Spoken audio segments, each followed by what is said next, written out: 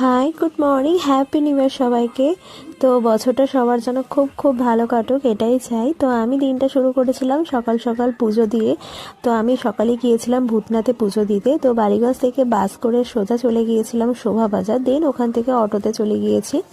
আর এই যে দেখো, দূরে দেখা যাচ্ছে নয়া মন্দির, আর কি সুন্দর ভিউটা, জাস্ট অসাধারণ লাগছিল। আর এদিকে ভূতনাথ মন্দিরটা কি সুন্দর করে সাজানো হয়েছে। আজকে যেহেতু 1 জানুয়ারি, সেই কারণে বেশ ভিড় ছিল, বেশ ভিড়। আর রীতিমতো ঠান্ডায় কাবু হয়ে গিয়েছিলাম। আর যেহেতু সকাল সকাল সেহেতু প্রচণ্ড পরিমাণে, আর আমি যেহেতু শীতকাতুরে, সেই হিসেবে আলাদা করে বলার কিছু নেই। আর ভেতরটা খুব সুন্দর করে সাজিয়েছিল, তবে অত্যাধিক ভিড় হওয়ার কারণে যথেষ্ট ঠেলাঠেলি হয়েছে।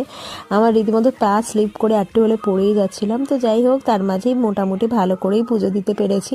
তো দিনটা খুব ভালো করে কাটিয়েছি। দেখা হচ্ছে পরের ভিডিওতে। চলো আজকের মতো টাটা।